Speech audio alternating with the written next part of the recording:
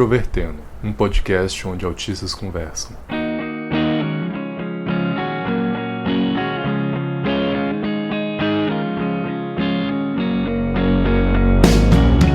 Um olá para você que escuta o podcast Introvertendo e frequentemente vê briga entre autistas e pais na comunidade do autismo.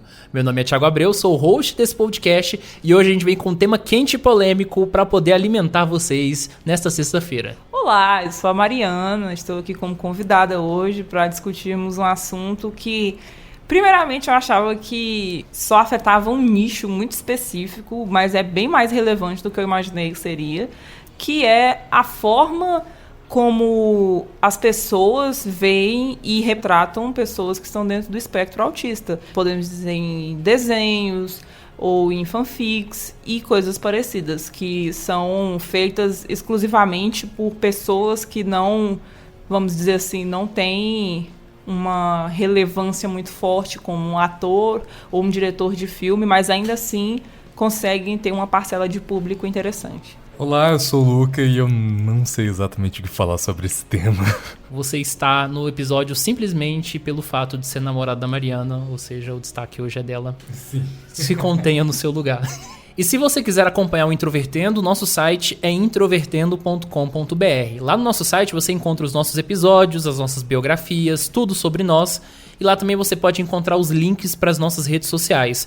Nós estamos no Facebook, Twitter e Instagram, é só procurar por Introvertendo. E se você quiser entrar em contato com a gente, você pode utilizar essas 3 redes, mas também pode enviar um e-mail para a gente, né, se você quiser escrever coisas maiores, para o endereço ouvinte@introvertendo.com.br. Se você quiser entrar em contato com a gente de forma profissional, convidar a gente para algum evento, para alguma coisa nesse sentido, você pode escrever para contato@introvertendo.com.br.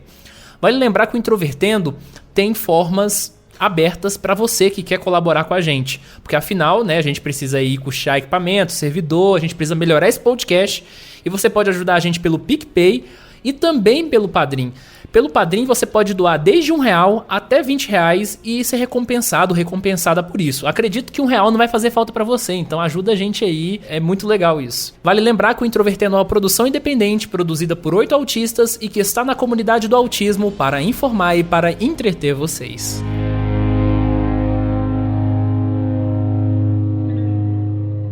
Eu sou do meio, posso dizer, mais específico de cultura pop, já tem mais de 10 anos. E desse meio tempo, eu consegui acompanhar praticamente todas as eras de pessoas que escrevem fanfics. E sempre tem um ponto, uma pauta que é muito mais relevante do que outra em certos momentos, em certos anos e alguma coisa desse tipo. Diferente do que pode parecer, não é um nicho muito específico que consegue acompanhar essa coisa de fanfics. Eu consegui encontrar fanfics relacionadas ao autismo que tinham mais de 10 mil pessoas acompanhando. E como eu estou no meio também, já aconteceu de publicações de livros e autoras realmente ficarem famosas, muito famosas mesmo. Eu resolvi, com isso, fazer um experimento social, mesmo que meia boca, que foi tentar entrevistar todas essas autoras que escreveram fanfics que tinham algo relacionado ao autismo.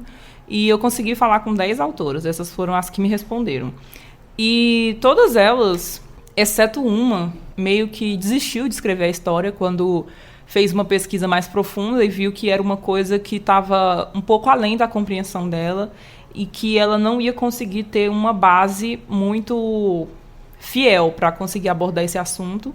E eu parabenizei ela, inclusive, por isso, porque as outras disseram que, no máximo, conheciam o filho de uma tia ou um primo distante que tinha sido diagnosticado, mas que elas nunca tiveram nenhum contato com nenhuma pessoa dentro do espectro e também não perguntaram para essa pessoa em nenhum momento, mesmo que ao vivo ou pela internet, alguma pessoa, qualquer coisa, se o que ela estava escrevendo estava de acordo com o que nós sentimos ou com o que é a realidade de quem está dentro do espectro.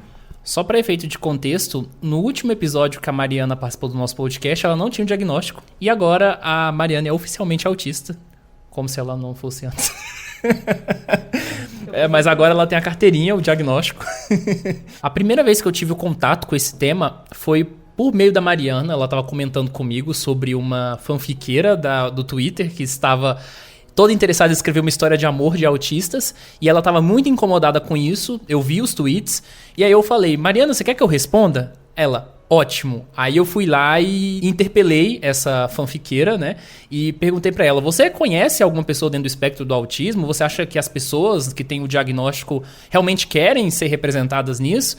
E aí ela ficou um pouco receosa e apagou os tweets. Lembrando que ela disse que a mãe dela trabalhava com crianças autistas. Então, pelas histórias que a mãe dela contava, ela sentia que tinha embasamento para conseguir escrever e retratar perfeitamente uma pessoa dentro do espectro. E bem, quando a gente fala sobre essas coisas, não dá pra fugir da temática da sexualidade. Nós já fizemos uma série aqui no Introvertendo, lá no início do nosso podcast, episódio 16. Nós falamos também de homossexualidade, bissexualidade. Nós queríamos falar de outras orientações sexuais, mas as pessoas que nós procuramos não queriam falar sobre a sua vida pessoal e nós respeitamos isso, então nós cancelamos a série, digamos assim. Mas de tempos em tempos sempre a temática da sexualidade surge. E quando a gente fala de sexualidade no contexto de deficiência, é um desafio muito grande. Porque você tem duas formas de você ver a sexualidade na deficiência que são igualmente problemáticas. A primeira é de você enxergar pessoas com deficiência como pessoas que não têm sexualidade, que nunca vão ter uma vida sexual, como anjos azuis, como às vezes acontece dentro da comunidade do autismo. E vale lembrar que eu respeito os pais que usam isso, porque eu sei que tem uma questão de carinho pelos seus filhos, principalmente quando eles são crianças, mas isso ao longo da vida acaba se tornando um problema. E você tem um outro lado, que é pelo fato da pessoa ser uma pessoa com deficiência, ela se torna uma pessoa, entre aspas, exótica. E aí começa algumas pessoas hipersexualizarem essa pessoa. E nós não falamos ainda sobre a hipersexualização de pessoas com deficiência. Nesse contexto, existem os chamados devotees. Os devotees é um termo mais conhecido no exterior, principalmente nos países europeus, de pessoas que têm atração física, sexual por pessoas com deficiência, geralmente deficiência física, que são deficiências visíveis. A questão do devotee é muito polêmica porque, primeiro, você não tem uma delimitação muito clara se ser um devotee é um fetiche, no caso uma atração mesmo propriamente dita, ou se é uma parafilia sexual. Existe toda uma discussão nesse sentido. E nesse sentido, os devotees estão nessa zona cinza, que você não sabe o que é. Ao mesmo tempo, nessa relação entre devotees e pessoas com deficiência, você tem várias tensões. Tem pessoas com deficiência que apoiam os devotees, acham isso interessante porque a sexualidade da pessoa com deficiência é muito negada. Por outro lado, você tem pessoas com deficiência que se sentem extremamente incomodadas com o fato de você estar usando as suas redes sociais e aparecer uma pessoa aleatória querendo uma foto do seu pé amputado, do seu braço, ou de querer se relacionar com você por causa disso. E aí vem um longo desafio. Talvez uma pergunta que dá pra gente relacionar com o autismo é: até que ponto a deficiência significa você? Digamos assim, se a pessoa se atrai pela sua deficiência, ela está se atraindo juntamente com você ou ela está se atraindo só pela sua deficiência? Porque dentro da comunidade do autismo, por exemplo, a gente tem uma discussão sobre o que é o autismo. Tem autistas que advogam que o autismo faz parte da identidade de alguém. Então, se você se atrai por um autista por causa do autismo, você está se atraindo pela pessoa, segundo essa ótica? Ou o autismo é uma parte do indivíduo, mas não significa ele? Então é uma questão filosófica que a gente não tem respostas aqui e não é do nosso interesse resolver essa questão, tá? Fica esse debate aí para vocês comentarem. Mas eu só estou falando isso para a gente enxergar o problema, o nível do desafio que a gente tem quando a gente fala sobre sexualidade na deficiência. E aí eu queria fazer um link com um episódio que a gente fez não há muito tempo atrás, que foi uma entrevista com o Victor Mendonça. O Victor Mendonça provavelmente é uma das principais figuras em termos de autistas ativistas no Brasil que a gente tem hoje. É um jornalista, mora em Minas Gerais, e ele fez uma revelação muito legal, que eu particularmente, assim, eu me senti honrado, que ele falou pela primeira vez sobre a sexualidade dele exatamente nessa conversa que a gente teve aqui no podcast. E depois ele publicou um texto que me chamou muita atenção, que é sobre a questão do interesse das pessoas na vida sexual de autistas. Essa pressão social que muitas vezes é construída não só com autistas, mas pessoas comuns. E uma coisa que sempre me incomodou é que nos eventos de autismo, principalmente quando eu vejo autistas palestrando, autistas falando sobre as suas vivências, porque foram convidados para isso, rolam algumas perguntas que não seriam perguntadas para pessoas comuns. Então, por exemplo, você namora? Como é que tem gente que até que pergunta vida sexual. E aí eu fico pensando, se fosse uma pessoa comum, se fosse uma pessoa não autista, será que perguntariam isso? Por que esse tesão pela vida pessoal das pessoas dentro do espectro do autismo? Ao mesmo tempo, autistas não são vítimas, não são inocentes, não são, né, esses anjos que nunca vão ter uma vida sexual. Então a gente tem esse dilema. Autistas devem ser desejados sexualmente.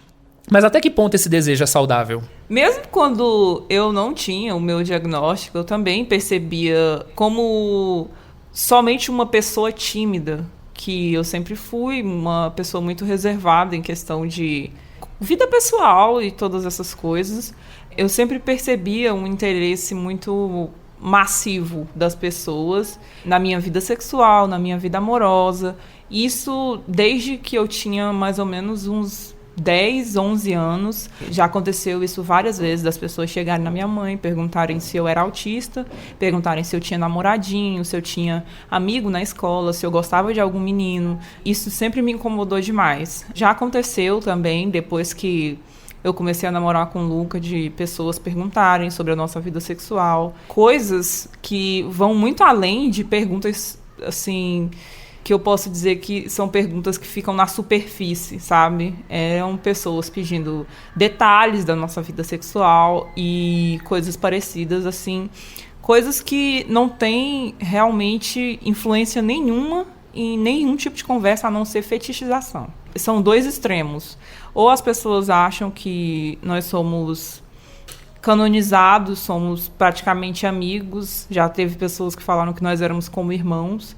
Ou então as pessoas terem nós dois como simples objetos sexuais. A primeira vez que a Mariana me contou sobre essas questões do relacionamento dela com o Luca me deixaram particularmente chocado, porque eu conheço vários autistas que têm relacionamentos, tanto homens quanto mulheres, e muitos deles se relacionam com pessoas comuns, né? E esses relacionamentos são relacionamentos muitas vezes atípicos, mas há uma camada de respeito das outras pessoas. Mas no caso deles, que são um casal de pessoas dentro do espectro, você consegue perceber mais claramente o nível de pressão social que as pessoas fazem, né, nesse sentido. E quando eu falei dos devotees, eu preciso fazer uma observação, que os devotees eles são ligados a deficiências visíveis. Mas, no contexto das deficiências invisíveis, você também tem muitos problemas.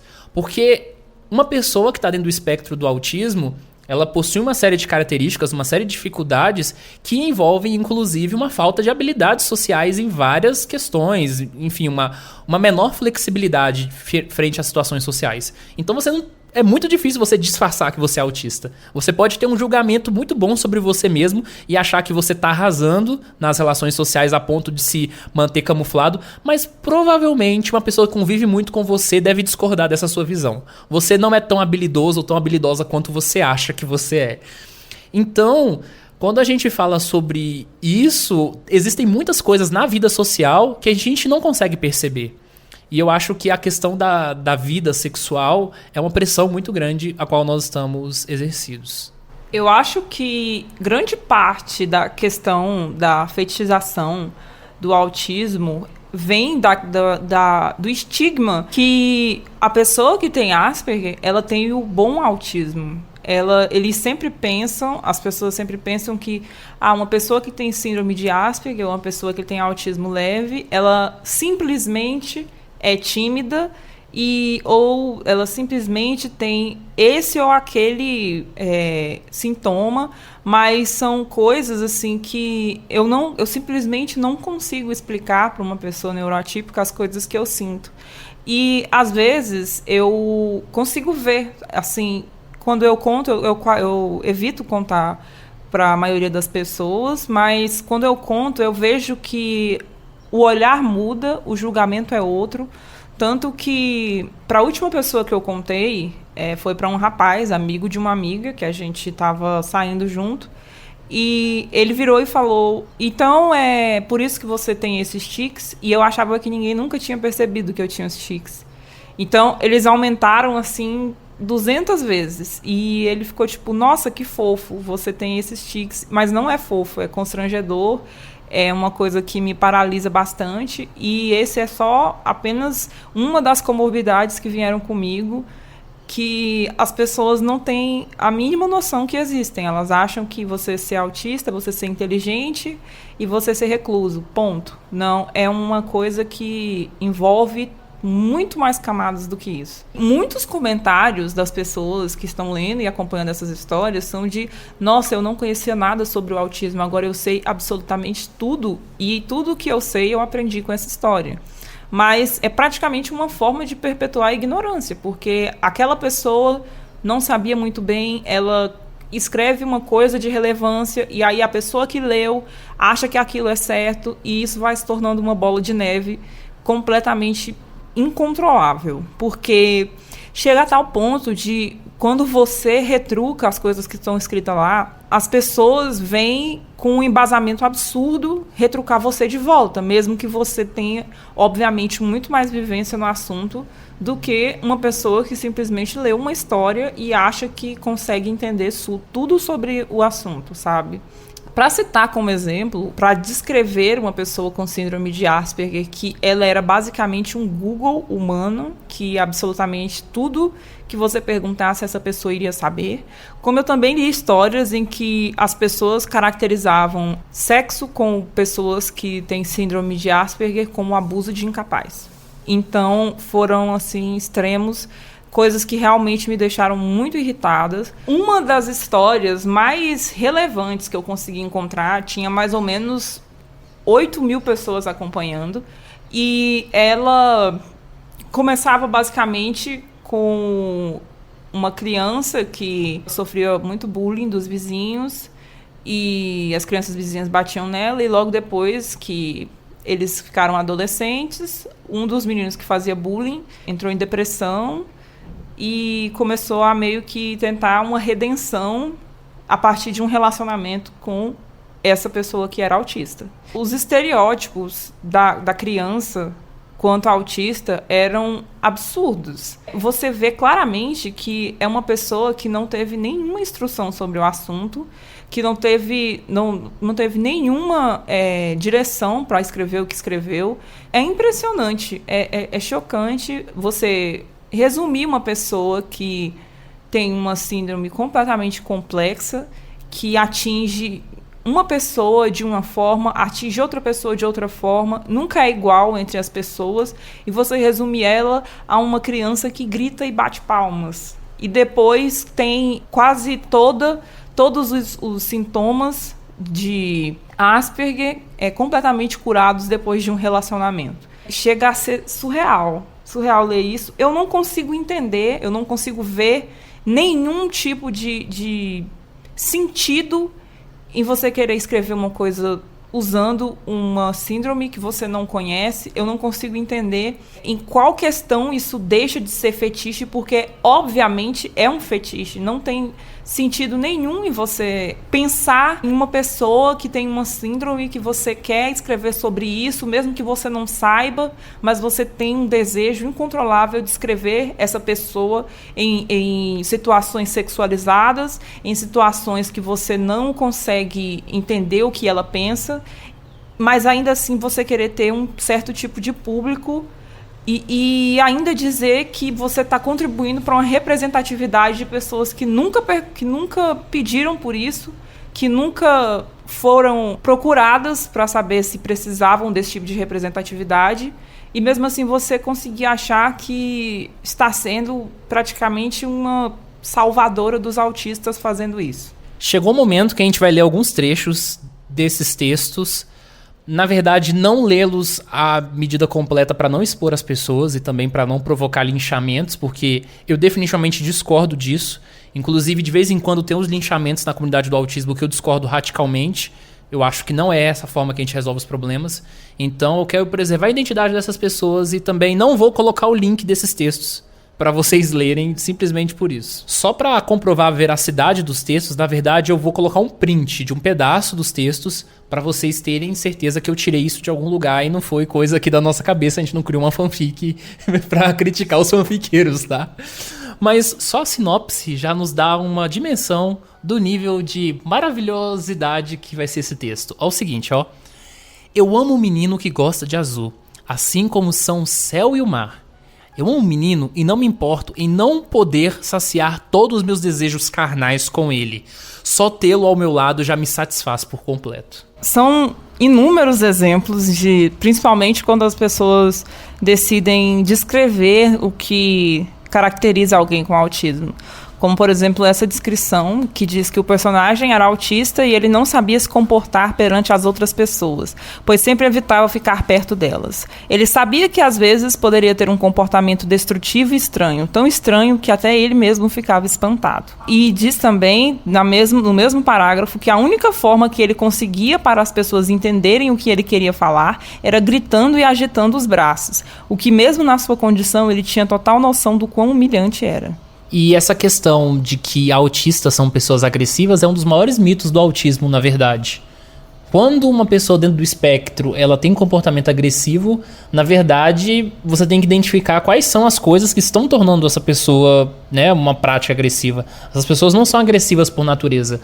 E esse tipo de estereótipo com relação ao autismo é disseminado de uma forma muito frequente pelas pessoas. Infelizmente, até mesmo dentro da comunidade do autismo, não é difícil você estar num evento de autismo em que uma pessoa que não tem conhecimento sobre autismo vai lá palestrar e essa pessoa acaba soltando algumas dessas coisas, como autistas não têm emoção, autistas são agressivos, e é muito sério isso. Para fechar com chave de ouro, na verdade, essa é uma sinopse de uma história que retrata uma pessoa que tem autismo.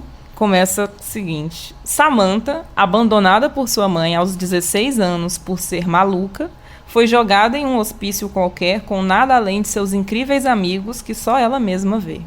Então, acho que daí a gente meio que pode tirar a imagem e o reflexo que isso tem na noção que as outras pessoas podem ter de alguém que tem que está dentro do espectro autista, né?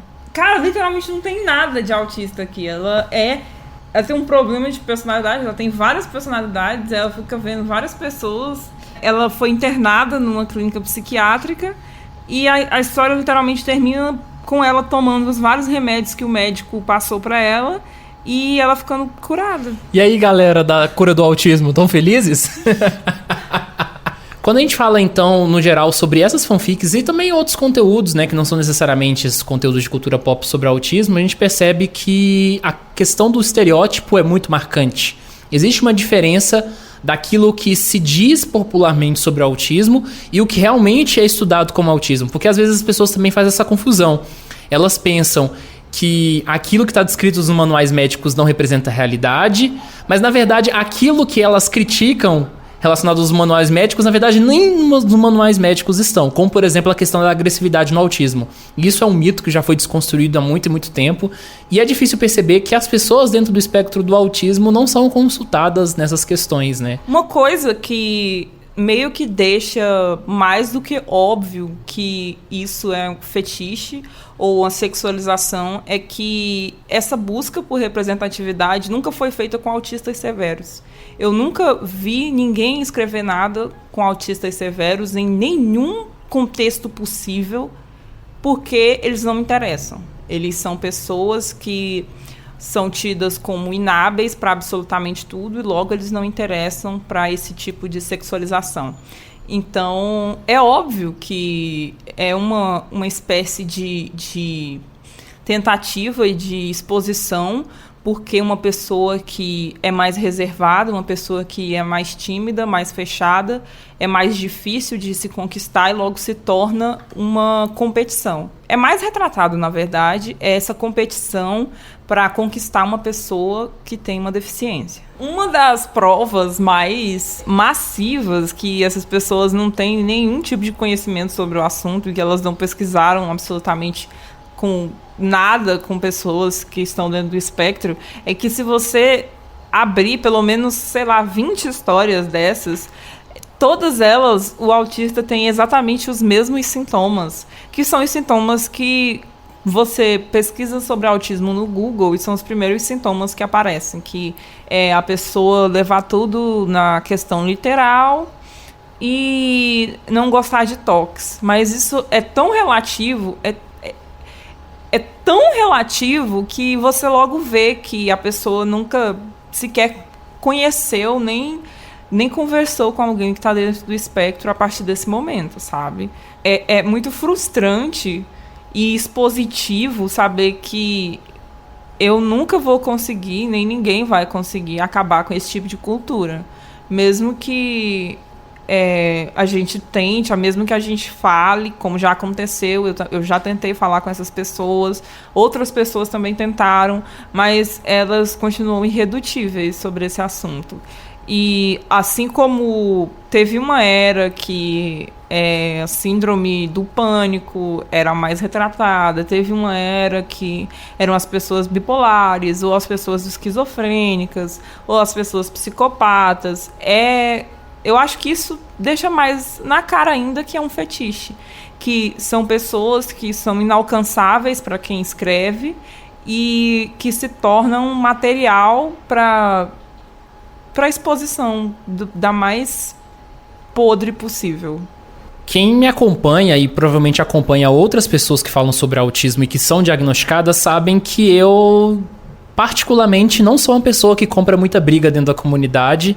Existem pessoas muito mais treteiras do que eu, que criam briga com outros autistas, com pais, etc. E eu definitivamente não me identifico, mas tem um tema que realmente me incomoda, é esse, porque eu percebo que as pessoas que não têm conhecimento sobre autismo e elas falam sobre autismo alegando que elas estão fazendo um bem para a comunidade, para trazer conscientização, na verdade, elas estão muito mais para satisfazer o próprio ego, né? Num sentido muito mais de se agradarem, no sentido muito mais de ter uma validação social nesse sentido. Não há um interesse real em realmente ajudar autistas ou ajudar a comunidade do autismo se você não busca ter um mínimo de contato com essas pessoas, você não busca ter interesse em ter essas pessoas no seu círculo social, ou de você simplesmente entender que elas existem, porque é uma forma, em certa medida, de você não ver autistas e até suas famílias como gente, como pessoas. Então esse é um assunto muito sério, que pode ser desmembrado em várias outras questões, como a gente falou da questão dos relacionamentos, do interesse, do tesão que as pessoas têm em saberem como é a vida pessoal dos autistas. E para fechar esse episódio, eu queria dizer que eu construí uma política pessoal que em todo evento sobre autismo que eu vou para falar sobre autismo, que eu sou convidado para estar numa mesa redonda, para fazer alguma palestra, se alguém me pergunta sobre relacionamentos, eu tomo a liberdade de não responder. Eu penso que existe uma diferença entre você perguntar se você tem um relacionamento ou se você quer ter um relacionamento, de uma pergunta, por exemplo, de qual é a sua visão sobre relacionamentos, porque eu acho que o meu interesse em ter relacionamentos ou não é algo que vai ajudar outras pessoas dentro do espectro, as suas famílias de entenderem seus filhos, mas talvez a minha visão geral sobre relacionamentos pode ajudar. Então eu acho que às vezes há uma má formulação de perguntas e para evitar mal-estar eu tenho evitado responder isso. E eu falo isso de uma forma bastante respeitosa, mas eu já vi gente da comunidade do autismo com mais raiva e que chuta logo a porta. Então eu estou fazendo de tudo para não queimar cartucho nesse sentido e não ficar irritado, para não ser um futuro pistola quando o assunto são essas coisas. Por fim, eu realmente espero, mesmo que seja uma esperança vaga, que essas pessoas tentem se conscientizar, pelo menos a não reproduzir esse tipo de conteúdo. Você, para ser uma pessoa que nos apoia, você não precisa mostrar esse tipo de posicionamento. Ele não é necessário, ele não é relevante positivamente e ele nos desagrada no geral. Então, o que eu espero seja, assim, só que você converse. Apenas converse. Tem muito mais pessoas no espectro autista ao seu redor do que você imagina. Então, não custa nada você conversar com essa pessoa. Mesmo que você não consiga entender o que ela passa, você escutar e ter respeito pelo relato dela já é muito bom. E se você que é pai, mãe, ou às vezes um autista ou uma autista que seja estudioso, estudiosa, não se sentiu convencido sobre a seriedade desse assunto, eu só queria completar esse episódio dizendo o seguinte: tem uma fanfic aqui que eu acabei de ler que diz que aba é tortura. Então, se você é pai ou mãe e trabalha aba com seu filho, ou se você é autista e ama análise do comportamento, aparentemente tem um fanfiqueiro, uma fanfiqueira, falando que vocês são torturadores. Então, assim, é algo muito sério a se lidar. Era só isso mesmo, tá, gente? Tchau.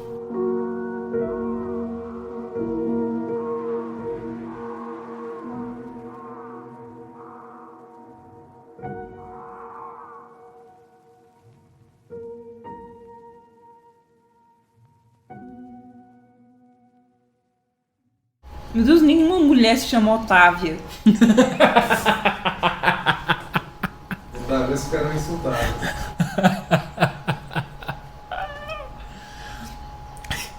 Cara, nenhuma. Cara, ela tem um problema de personalidade bizarro.